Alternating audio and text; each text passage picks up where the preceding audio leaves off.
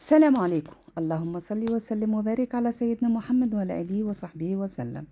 تعالى أقول لكم النهاردة لما عيالك يدبسوكي في سمكة كبيرة ويقولوا لك اعملي لنا بيها عزومة كبيرة، فما عنديش صينية تاخدها غير صاج الفرن. جبت صاج الفرن، مسكتها غسلتها كويس بالخل والملح وخليتها زي القشطة. خلاص كده، وقشرتها وفتحت بطنها وكل حاجة، وحطيت عليها الخل والملح وملحتها، ودي أول تتبيلة، وبركنها كده في الصاج بعد ما جلفنه بقلب الفويل. ويلا بينا بقى، جبت عندي بصلاية كبيرة، مسكتها قطعتها تقطيع مكعبات، وفلفل ألوان اللي موجود عندك، وكمان جيبي معاهم طماطماية كبيرة واعمليها بنفس الطريقة. حطي بقى عليهم معلقتين بهار سمك. ما عندكيش بهار سمك هتحطي كمون وشطة وملح، وتمسكي البصل تدعكيه دعك كويس وتركنيه شوية. طبعا هنا في الفيديو انا مبينه لكم الدنيا كلها جنب بعضها، لكن انا ركنته شويه، سبته شويه لغايه البصل ما شرب من التتبيله اللي هي الكمون والشطه والملح، يا اما بهارات سمك.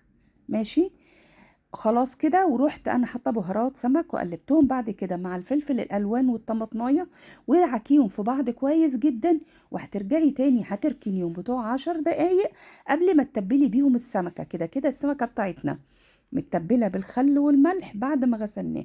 خلاص كده. بعد ايه ده ما عدى وقت كده كويس، جبت بقى زيت الزيتون، وهنبدأ كده نرش عليهم التتبيلة بتاعتنا اللي احنا تركناها ربع ساعة.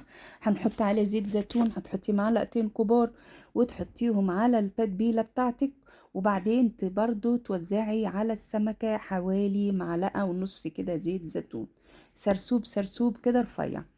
امسكي بقى زيت الزيتون بالملح والفلفل والبصل والطماطم وتبليهم مع بعض كويس. هنسيبهم 5 دقايق ونبدأ ناخد كده كبشة. طبعا السمكة كبيرة بس انا مصورة لكم من بعيد، وتملي بطنها لغاية ما تملي بطنها كويس جدا. حطي بقى الفرشة بقية التتبيلة تحتيها، وحطي السمكة فوقيها عشان ما تلزقش في الفويل، وفي نفس الوقت تستوي بالتتبيلة بتاعتنا.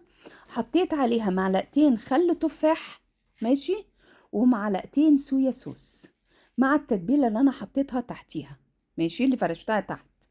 خلاص كده احنا تبلناها كويس. جبت بقى شرايح طماطمتين، قطعيهم شرايح وحطيها فوقيهم.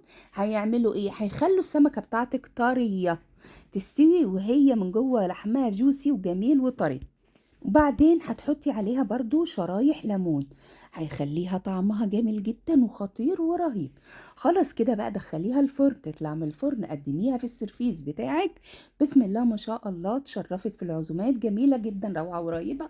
والسمك في العيد أجمل منه مفيش. وباي باي، وكل سنة وانتم طيبين، وربنا يعود علينا وعليكم الأيام بخير دايما.